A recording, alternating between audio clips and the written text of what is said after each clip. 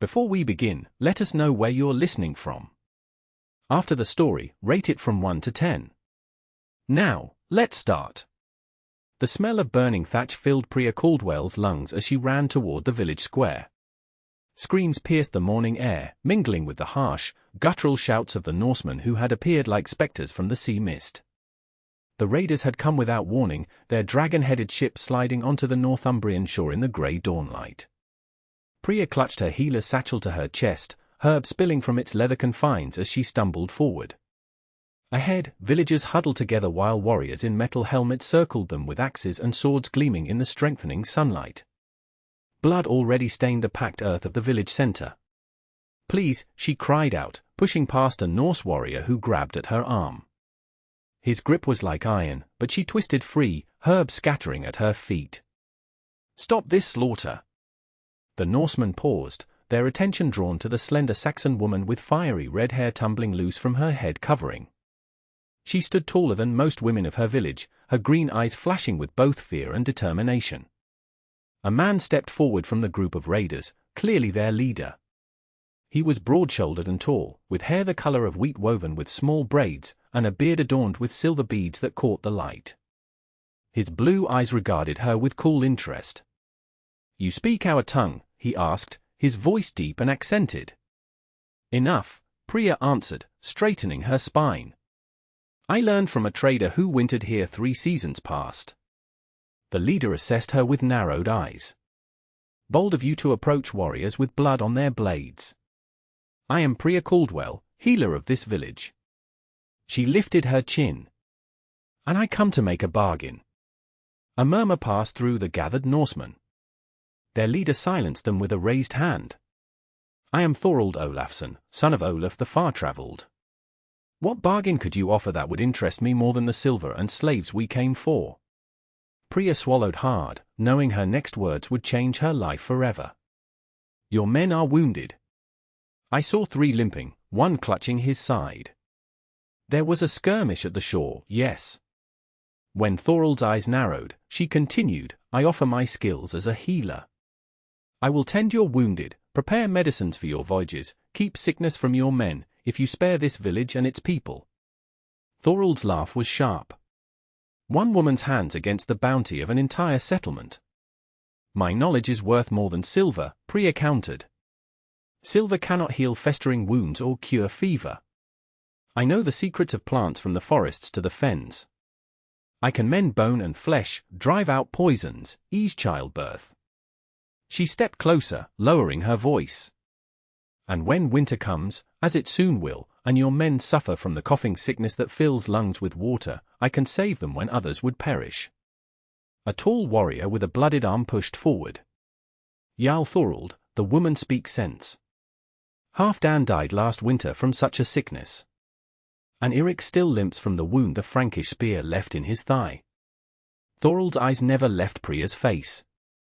"And what guarantee do I have that you won't poison us all in our sleep?" "The same guarantee I have that you won't slit my throat once my usefulness ends," she replied, her voice steady despite her racing heart.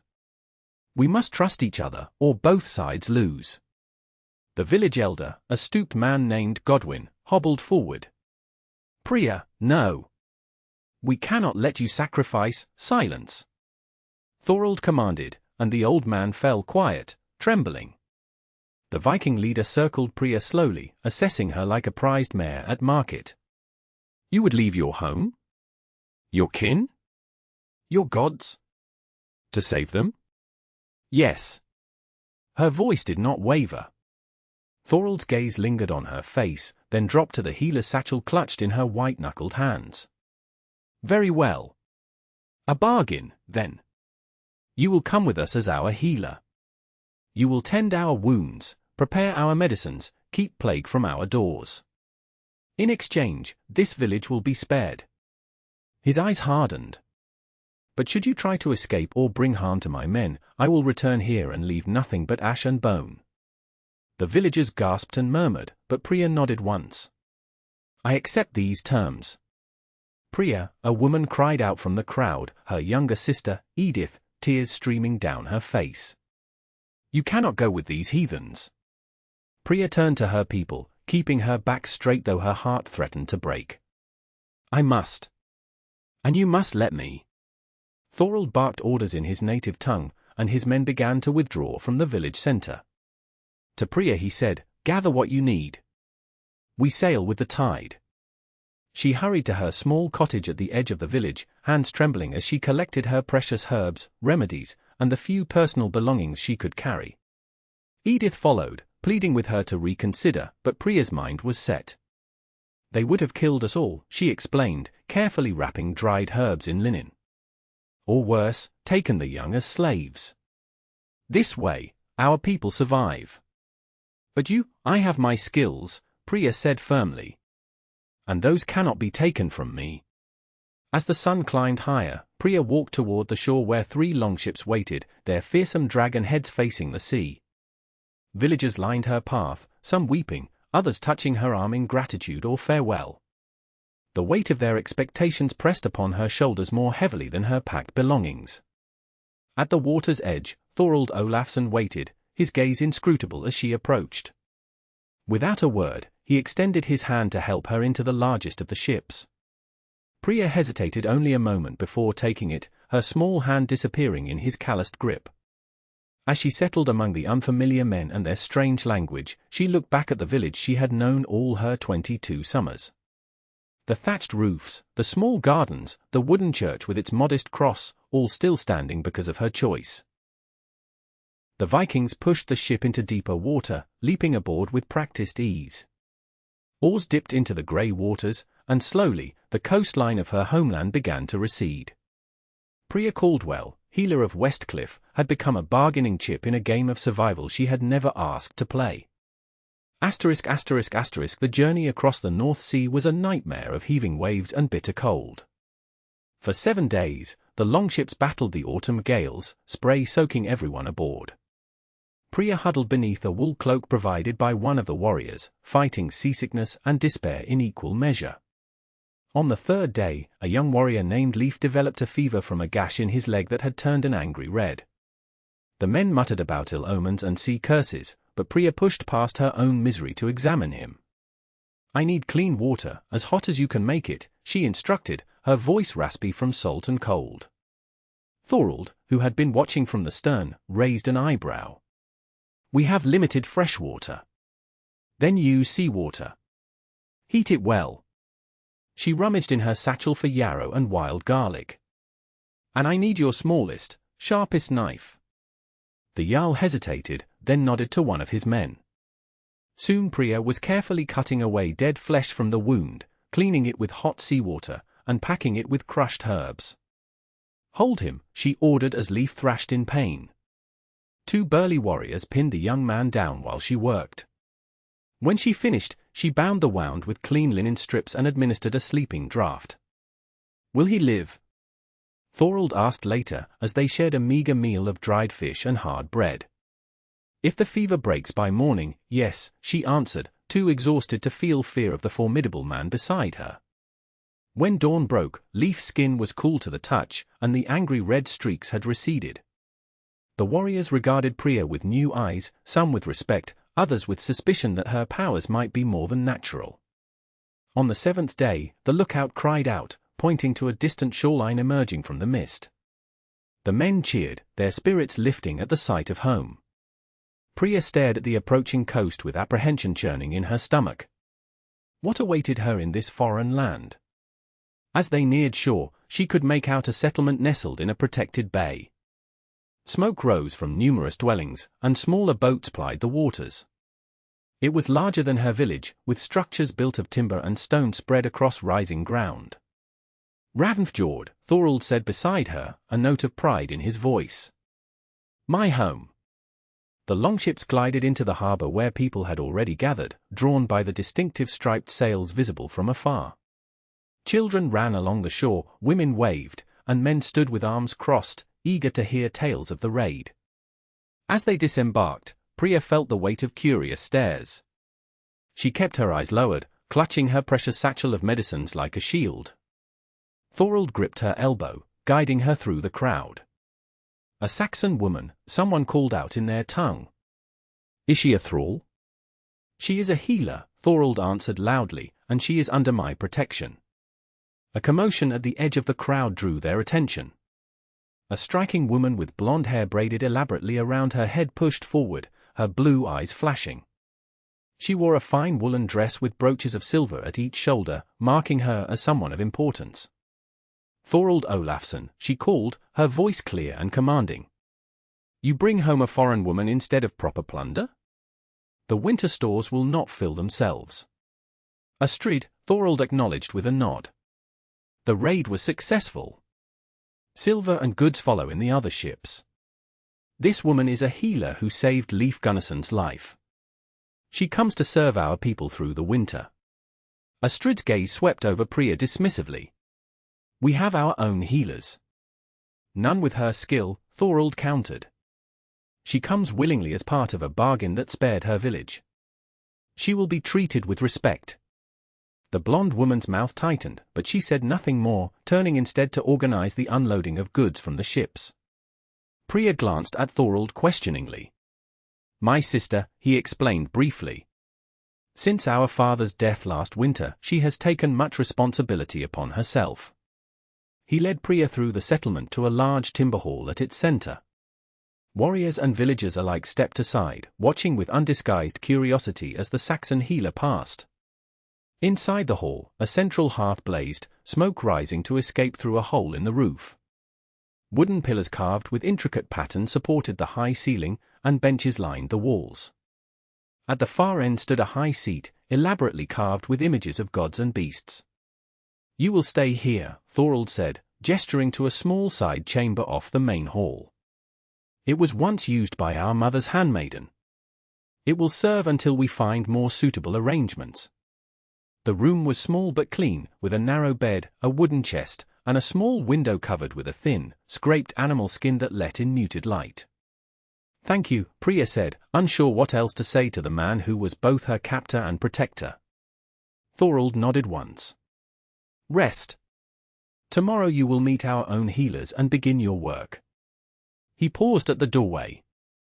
You made a brave choice, Saxon. I respect that, even if I do not fully trust it. After he left, Pria sank onto the bed, the exhaustion of the journey finally overtaking her. As sleep claimed her, she wondered if she had made a terrible mistake or if, perhaps, the gods had set her on a path she was meant to travel. The first weeks in Ravnfjord passed in a blur of introductions and suspicion. Pria met the settlement's existing healers, two older women named Gerd and Hildi who regarded her with mistrust but grudging curiosity. They showed her their stores of dried herbs and roots, many familiar but some unknown to her. This is not like your Christian land, Gerd warned her one afternoon as they sorted plants in the small hut used for healing work. Our people respect the old ways, the knowledge that comes from Odin and Freya. Healing comes from understanding the earth's gifts, Pria replied carefully. Whatever gods provide them. The old woman's eyes narrowed. You wear no cross. I left it behind, Pria admitted. It seemed unwise to bring it. Hildi grunted. Smart girl. Though the gods see what's in your heart regardless. Gradually, the people of Ravnfjord began to accept Pria's presence. When she successfully treated a child's severe cough with a honey and herb mixture, mothers began to seek her out. When she eased an elderly man's joint pain with a special salve, more came for similar relief. Thorald watched her progress from a distance, his face unreadable as she moved through the settlement with increasing confidence. Sometimes she felt his eyes on her as she worked, but he seldom approached directly. One evening, as winter's first heavy snow fell, Pria was summoned to the great hall where a feast was underway. Warriors drank from horns of mead, boasting of past glories while servants carried platters of roasted meat and bread. The hall was warm with bodies and firelight, the air thick with smoke and laughter. Thorald gestured for her to join him at the high table where he sat with his sister Astrid and several important-looking men. Our Saxon healer, he announced as she approached. Already her reputation grows. Bergthora's son breathes easily now, and old Halvar walks without pain for the first time in years. Pria inclined her head, uncomfortable with the sudden attention. I only use what knowledge I have. One of the men, grey-bearded with keen eyes, leaned forward. "Knowledge is power, girl. Where did you learn these arts?" "From my mother, and her mother before her," Pria answered. "And from watching the world, how animals seek certain plants when sick, how wounds heal differently depending on treatment." A natural observer, the man noted with approval. Odin himself gained wisdom by watching the world around him. Astrid's voice cut through the conversation. Yet she prays to the White Christ, not to Ea or Freya when she works her healing. The table fell silent, all eyes turning to Pria. The accusation hung in the air, not quite of witchcraft, but of spiritual deception. "I pray to whatever force might help the suffering," Pria said carefully. "In my experience, pain does not distinguish between faiths." Thorald's deep laugh broke the tension. "Well said, healer." He raised his drinking horn. "To wisdom that transcends borders." The men echoed his toast, but Astrid's eyes remained cold. Pria knew she had made an enemy, though she did not fully understand why. Later, as the feast continued and the mead flowed freely, a grey-haired man with a harp began to sing tales of gods and heroes. Pria listened, entranced by the rhythm and power of the unfamiliar stories. She did not notice Thorald moving to sit beside her until his shoulder brushed hers. "The Skuld sings of Thor's journey to Jotunheim," he explained quietly. "Do your people have such tales?" "We have stories of saints and miracles," she replied. "And older tales of warriors and enchanted beasts from before the Christians came." "Not so different, then." He studied her face in the firelight. "Do you miss your home?" The unexpected question caught her off guard. "Yes," she admitted. "But I made my choice freely." "Did you?" His blue eyes seemed to see too much. "With your village threatened, was it truly a choice?" Pria looked away. "We all do what we must to survive." "Indeed." Thorald was silent for a moment. "Tomorrow I would show you something, if you are willing." Curiosity overcame caution. "What is it?" "You'll see at first light," was all he would say. The next morning, frost rimed the ground as Thorald led Pria up a path that wound into the hills behind the settlement. The exertion warmed her despite the bitter cold, and her breath formed clouds in the air. "Where are we going?" she asked as they climbed higher. "Patience, Saxon," was his only reply. Finally, they crested a ridge, and Pria gasped. Below them stretched a panoramic view of the fjord, the settlement nestled against its shore looking like a child's toy village. The sun rising behind them cast golden light across the water, and in the distance, the sea stretched endlessly toward the horizon. "This is why we sail," Thorald said quietly beside her.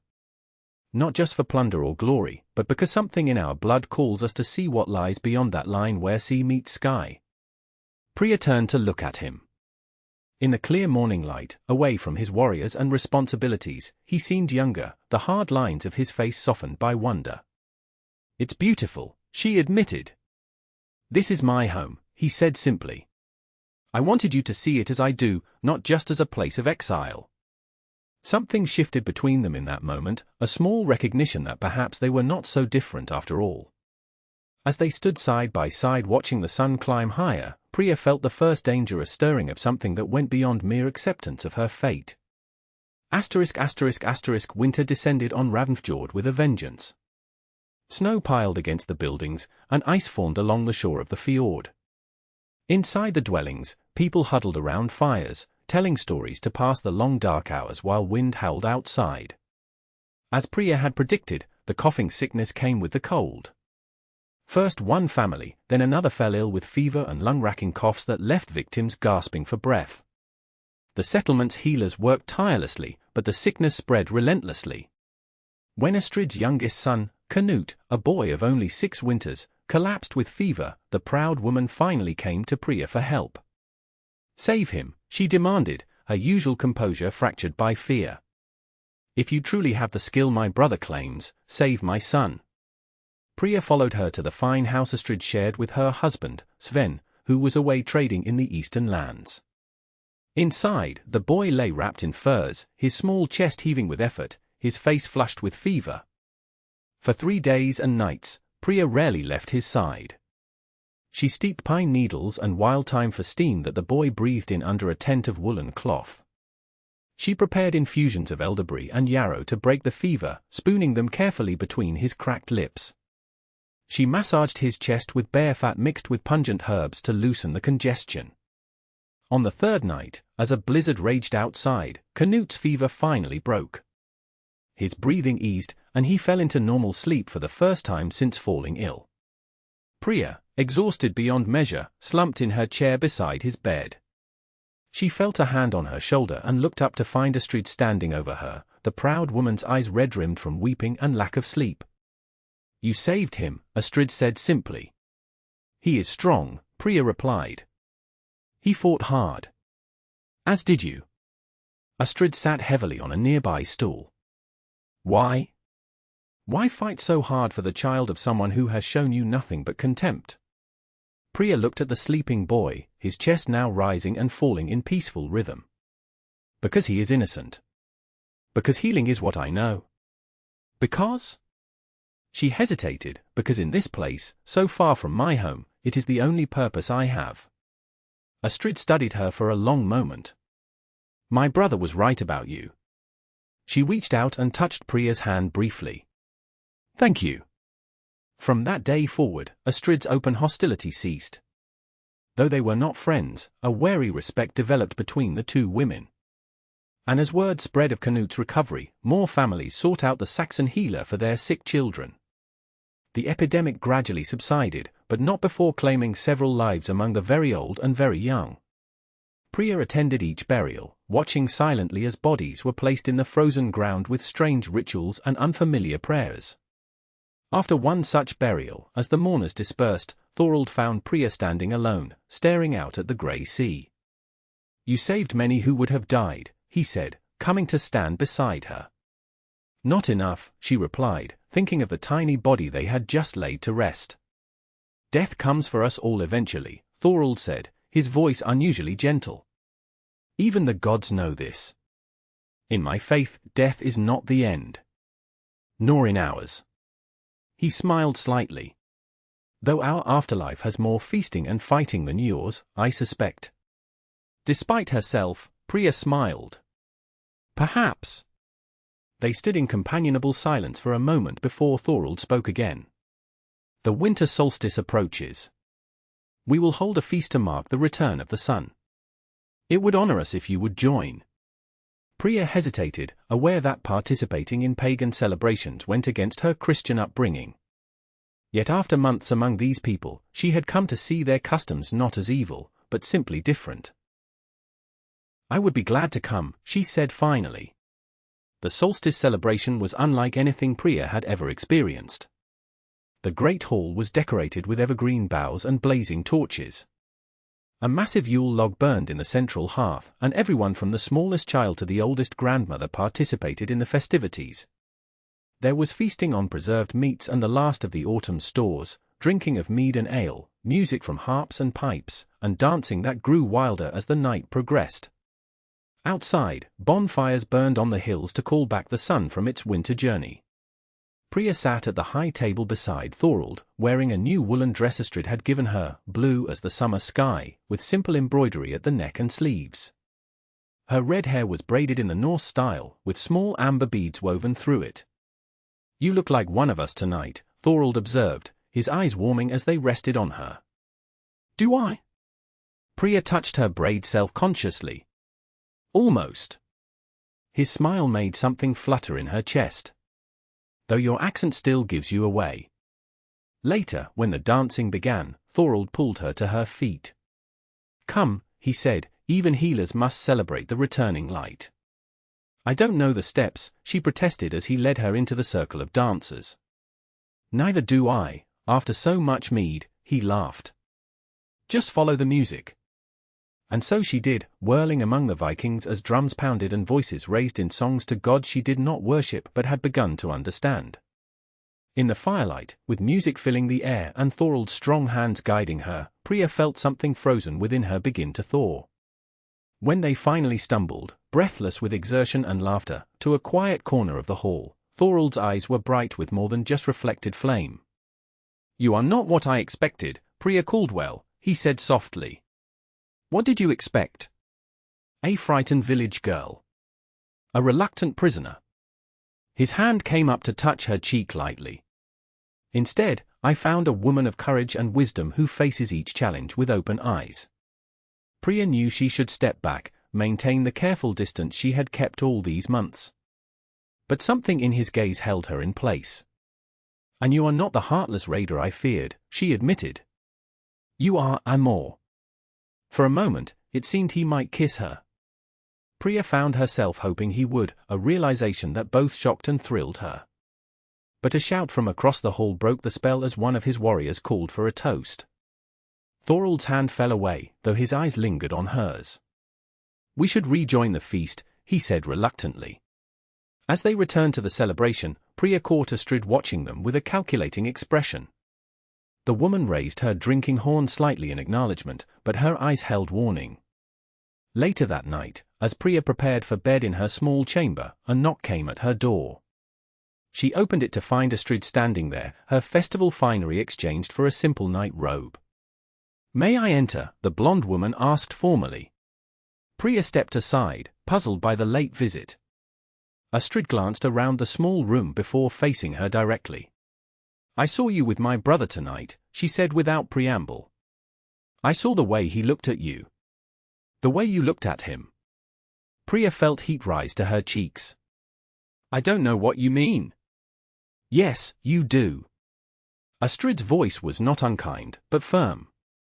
"You are not free to give your heart where you choose, Saxon." "Neither is he." "I haven't. Listen to me," Astrid interrupted. "Thorald is Jarl now. He must marry well to strengthen our settlement's position. There are already negotiations with a powerful family to the north for a spring wedding." The words hit Pria like a physical blow. I understand," she managed to say. Astrid's expression softened slightly. "I believe you do. You are not a foolish woman."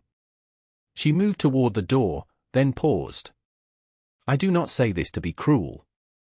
You saved my son's life, and for that, I am forever in your debt. But some roads cannot be traveled, no matter how inviting they appear."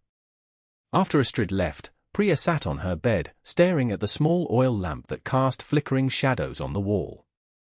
Of course, a Jarl would have responsibilities to his people. Of course, a Saxon healer with nothing to her name but the knowledge in her head and the skill in her hands would not be a suitable match. And yet, the pain in her heart told her that somewhere along the way, without intending to, she had begun to care for Thorald Olafsson in a way that went far beyond gratitude for his protection.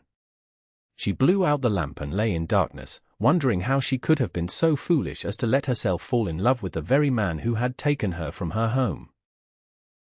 As winter slowly released its grip on Ravnfjord, Pria withdrew into herself, focusing on her healing work and avoiding time alone with Thorald. When they did speak, she kept her responses polite but distant, ignoring the confusion and hurt that occasionally flashed in his eyes. It was better this way, she told herself. Better to cut off these impossible feelings before they grew any stronger. Spring brought new challenges as the ice broke up and the men prepared their ships for the trading season. Injuries mounted as heavy work resumed, keeping Pria busy splinting broken bones, stitching cuts, and treating rogue burns. One afternoon, as she gathered early spring herbs on a hillside above the settlement, she heard someone approaching. Turning, she saw Thorald climbing toward her, his long stride eating up the distance between them. "You've been avoiding me," he said without greeting when he reached her. Pria busied herself with the plants in her basket. "I've been working." "As have you." "Look at me, Pria." Reluctantly, she raised her eyes to his. The intensity of his gaze made her heart race treacherously. "What happened?" he asked. "Since the solstice feast, you've treated me like a stranger. Have I offended you in some way?" "No," she said, looking away. "I simply remembered my place here." "Your place?" His brow furrowed. "What does that mean?" "I am here to heal your people, as per our bargain," she said carefully. "Nothing more." Understanding dawned in his eyes. Astrid spoke to you. Pria said nothing, which was answer enough. Thorald cursed under his breath. What did she tell you? The truth. That you have responsibilities as Jarl. That there are expectations. She forced herself to continue. That there are negotiations for your marriage this spring. His jaw tightened. My sister has always believed she knows what's best for everyone. Was she wrong? Pria challenged. About the negotiations? No. His eyes held hers. About what I feel? Yes. The admission hung in the air between them. Priya's heart hammered in her chest, but she forced herself to be practical. It doesn't matter what either of us feels, she said quietly. You are a Norse Jarl. I am a Saxon healer, brought here as part of a bargain. There is no future in that. There could be, he argued, stepping closer. Things change. Alliances shift. And your people? Would they accept a foreign woman as their Jarl's wife? A Christian? Thorald had no immediate answer, which told Pria all she needed to know. Please, she said softly. Let me do what I came here to do. Let that be enough. For a long moment, he stood looking at her, conflict evident in his face. Finally, he nodded once, sharply. If that is what you wish. He turned to go, then looked back over his shoulder. But know this, Pria Caldwell, I have sailed to distant shores, fought in battles where death seemed certain, faced storms that should have claimed my life. Never have I wanted anything the way I want you.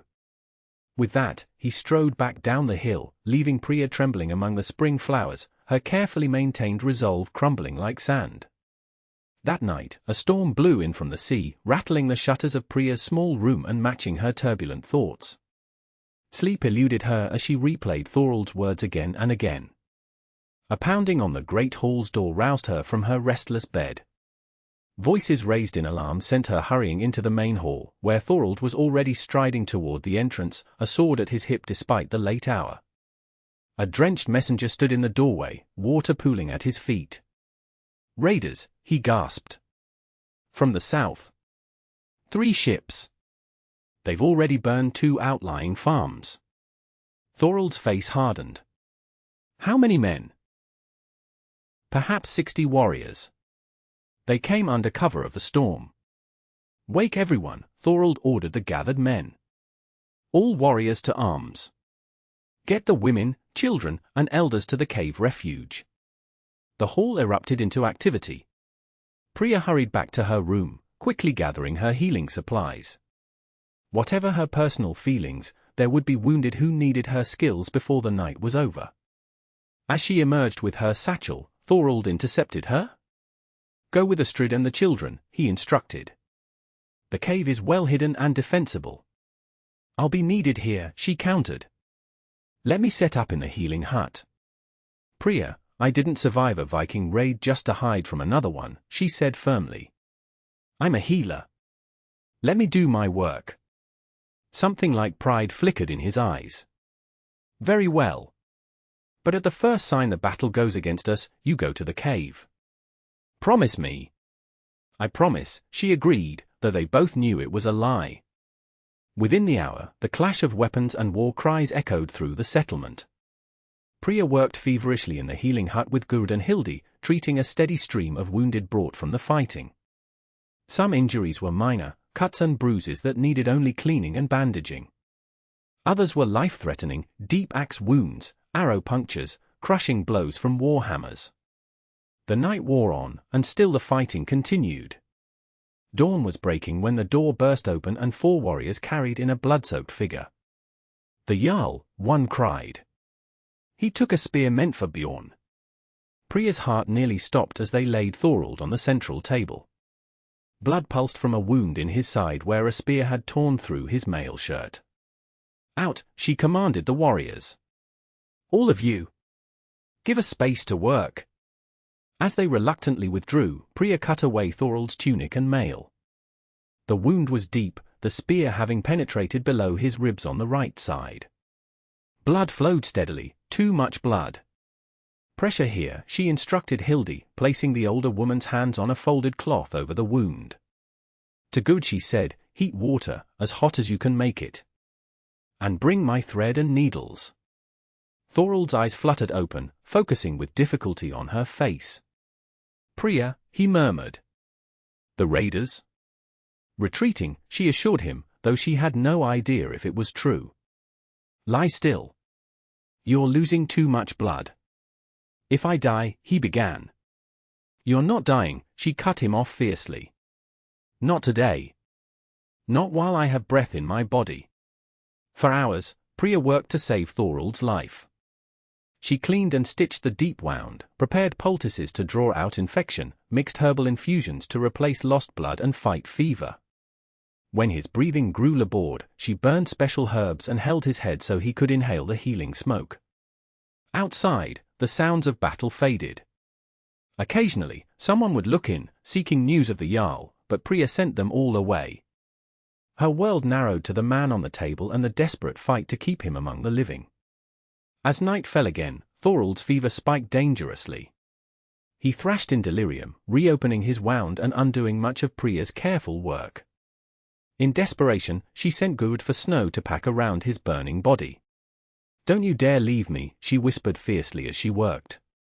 Don't you dare die, Thorald Olafsson. In his delirium, he called for her, reaching out with fevered hands. She held them tightly, anchoring him to life with her touch and voice. I'm here, she soothed. I'm right here. Follow my voice back. Dawn was breaking again when his fever finally broke. Pria, exhausted beyond measure, laid her head on the edge of the table where he lay, just for a moment's rest. She woke to the feeling of fingers gently stroking her hair. Opening her eyes, she found Thorald looking at her, pale but alert. You saved me, he said, his voice a hoarse whisper. That's what healers do, she replied, trying to sound matter-of-fact despite the tears of relief threatening to spill. His hand moved to cup her cheek. No. That's what people who love do. Pria couldn't deny it any longer, not to him, not to herself. She turned her face into his palm. Yes, she admitted softly. That too. Asterisk asterisk asterisk. Thorald's recovery was slow but steady. As word spread that the Jarl would live, the mood in Ravnfjord lightened despite the damage from the raid. 6 warriors had died defending their home, and several outlying farms had been destroyed, but the settlement itself had survived largely intact. The raiders, it emerged, were a rival Norse group from the southern fjords, seeking to expand their territory. They had retreated after heavy losses, but the threat of their return hung over Ravnfjord like a storm cloud. For weeks, Pria hardly left Thorald's side, monitoring his wound for signs of infection, changing dressings, and preparing strengthening broths and tonics. They spoke little of the feelings they had acknowledged in that dawn moment, both aware of the complications that still stood between them. One afternoon, as Thorald sat propped up in his bed, watching Pria grind herbs with a mortar and pestle, Astrid entered the chamber. She nodded to Pria before addressing her brother. The messenger has returned from the north, she said without preamble. Jarl Eirik expects you to honor the marriage agreement by midsummer. Thorald's jaw tightened. I cannot travel in this condition. He offers to bring his daughter here instead. Astrid's eyes flicked to Pria, who kept her head down, focusing intently on her task. He says it would be a show of good faith after the raid, a demonstration that our alliances remain strong. Send word that I am still recovering and will discuss terms when my strength returns, Thorald instructed. After Astrid left, silence filled the room. Pria continued her work, though her hands trembled slightly. Pria, Thorald said softly. Look at me. She raised her eyes to his, determined to maintain her composure. You should rest, she said, trying to keep her voice neutral. Your body is still healing. My body may be weak, but my mind is clear. He held her gaze steadily. I will not marry Jarl Eirik's daughter. Hope flared briefly in Pria's chest before reality doused it. You must, she said. Your people need the alliance, especially now. The southern raiders will return, perhaps with more men. You need Jarl Eric's warriors. There are other ways to secure alliances. Not as binding as marriage, she countered. Not as lasting. Thorald's face hardened with determination. Do you love me? The directness of the question caught her off guard. That's not, answer me, Pria. Do you love me? Yes, she admitted, the word barely audible. But it changes nothing. It changes everything. He leaned forward, wincing slightly at the pull on his healing wound. I have sailed far enough to know that life is too short for half measures. I will not bind myself to a woman I do not love when the one who holds my heart stands before me. Your people would never accept me, Pria argued, though her resolve was weakening. Some would not, he acknowledged. At first. But you have already won many over with your healing skills, your courage during the raid. The rest will follow in time. And my faith? My origins. The gods bring us what we need, when we need it, Thorald said simply. They brought you to me. Who am I to question their wisdom? Pria set down her mortar and pestle, her hands no longer steady enough for the task. What would you have me do? Stay, he said. Not as a healer fulfilling a bargain, but as a woman who has chosen her path. Stay and face whatever comes with me, side by side. The door opened before she could respond, and a warrior entered, his face grave. Jarl Thorald, he said with a bow. Ships have been sighted approaching the fjord. They bear Saxon markings. Pria's head snapped up. Saxon? 3 vessels, the warrior confirmed. Small, but armed. Thorald pushed himself up straighter, ignoring Pria's sound of protest. No Saxon force has ever come this far north, he mused. What could they want? A terrible suspicion formed in Pria's mind. When I left, my father was away trading. My brother was with him. She met Thorald's questioning gaze. They would not have accepted the bargain I made. If they returned to find me gone. Understanding dawned in Thorald's eyes. They've come for you. The next hour was a flurry of activity as Ravnfjord prepared for potential conflict. Though still weak, Thorald insisted on being helped to the great hall where he could meet whatever came. Pria supported him, her mind racing with possibilities. Let me speak to them first, she urged as warriors gathered. If it is my family, I can explain. There need not be bloodshed. Thorald studied her face. You would not leave with them. No, she said firmly. My place is here now. But I would spare both sides unnecessary loss. He nodded once. So be it. As the Saxon ships entered the fjord, Thorald had himself carried to the shore on a chair, refusing to meet potential enemies lying down. Pria stood beside him, heart pounding as the vessels drew closer. On the lead ship, a tall figure stood at the prow, his red hair, so like Pria's own, catching the spring sunlight. Thomas, she breathed, recognizing her brother. When the ships were close enough, the man called out in accented Norse, I seek Thorald Olafsson, who took a healer woman from Westcliff. I am Thorald Olafsson, the Jarl replied, his voice carrying across the water. What business brings Saxons to my fjord? I am Thomas Caldwell, the man answered. I come for my sister, Pria, taken during your raid last autumn. Before Thorald could answer, Pria stepped forward. Brother, she called in their native tongue. I am here, and I am well. Thomas's face transformed with relief and joy. Pria! Thank God! We feared you dead. I am not dead, nor am I a prisoner, she called back. I came willingly, as part of a bargain to spare our village. Her brother's expression darkened. Forced bargains are not willing choices. We've come to take you home. Pria felt Thorald tense beside her. She laid a hand on his shoulder, steadying him and herself. May we speak on shore, she called. There is much to explain. After some negotiation, Thomas and 3 companions disembarked while their ships remained at a safe distance. The tension was palpable as the Saxon men approached, eyeing the gathered Norse warriors warily. When Thomas reached Pria, he embraced her fiercely. "We returned to find the village intact but you gone," he said, his voice rough with emotion.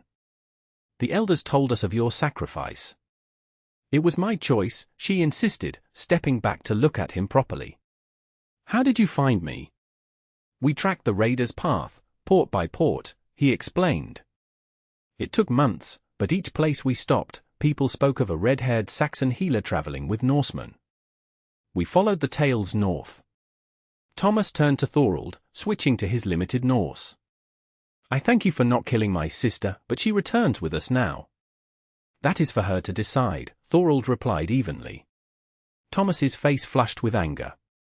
"She is my sister, my responsibility, I am my own woman," Pria interrupted firmly, speaking in Norse so all could understand. "And I have made my choice." She took a deep breath, feeling the weight of the moment. "My place is here now." Her brother stared at her in disbelief. "Pria, these are the people who raided our village, who threatened our lives." "Yes," she acknowledged. "And now they are the people I heal. The people I have come to know and understand." She glanced at Thorald. "The people I have come to love." Thomas followed her gaze, comprehension dawning in his eyes. "You cannot mean he is a heathen? A raider?" "He is a man," Pria said simply. "As you are a man. Different in faith and custom, but alike in what matters most." She took Thorald's hand openly. "I stay by choice now, brother. Not because of any bargain." The discussions that followed were long and often heated. Thomas could not immediately accept his sister's decision, but neither could he force her to leave against her will. In the end, a new bargain was struck: Thomas and his men would stay for one full moon cycle. In that time, they would observe life in Ravnfjord and Pria's place in it. After that, if she still wished to remain, they would return to Westcliff without her, but with an agreement of peace between the two communities. The month that followed was one of gradual understanding. Thomas watched as his sister moved confidently among the Norse people, speaking their language, practicing her healing arts, respected for her skills and courage. He saw how Thorald, even as he regained his strength, deferred to her judgment in matters of health and healing. And he could not miss the way the two looked at each other when they thought no one was watching. One evening, as Thomas and Pria walked along the shore, he finally asked the question that had been troubling him. "Are you truly happy here, sister? Among people so different from us?" Pria considered her answer carefully. "I have found purpose here. And acceptance. And love." She looked out at the fjord, where the setting sun turned the water to gold. "It's not the life I imagined for myself, but it is the life I choose." Thomas sighed heavily. "Father will not understand." "Perhaps not at first," she agreed. "But tell him I am well. Tell him I am respected here, not as a thrall or captive, but as a healer and—" She hesitated, "and as the woman their Jarl wishes to make his wife." Her brother's eyebrows rose. "He has asked you?" "Not formally," Pria admitted. "There are complications. But we will find a way." By the time the moon had completed its cycle, an understanding had been reached. Thomas would return to Westcliff with news of Pria's choice and a proposal, a trading agreement between Ravnfjord and the Saxon village, with Pria and Thorald's union as its foundation. On the morning of their departure, Thomas embraced his sister one last time. "Are you certain?" he asked. "This is your last chance to return home." Pria looked over at Thorald, who stood a respectful distance away, watching them. "I am home," she said softly. As the Saxon ships disappeared beyond the mouth of the fjord, Thorald came to stand beside her on the shore. "You could have gone with them," he said. "Return to your old life." "That life feels like a distant dream now," she replied. "This is where I belong." He turned to face her fully. "Pria Caldwell, I am not a man of pretty words. I speak plainly, as my fathers before me." He took her hands in his. "I love you. I want you as my wife, to stand beside me in peace and war, in plenty and hardship, until the Norns cut our threads." Pria smiled, tears of joy gathering in her eyes. And I love you, Thorald Olafsson. I accept, with all that I am. There will be challenges, he warned. Not everyone will approve. Then we will face them together, she said simply. As we have faced everything else. The wedding took place at midsummer, when the sun barely dipped below the horizon before rising again. It was a compromise of traditions. Pria wore a crown of flowers in the Saxon style, but carried a sword of her ancestors as Norse brides did. They exchanged arm rings of silver and vows in both languages. The feast that followed lasted 3 days, with even the most skeptical villagers joining in the celebration. Astrid, who had finally accepted her brother's choice, presented Pria with a set of keys that symbolized her new position as mistress of the household. You have earned your place here, she said. Not through birth or wealth, but through courage and wisdom. May the gods bless your union.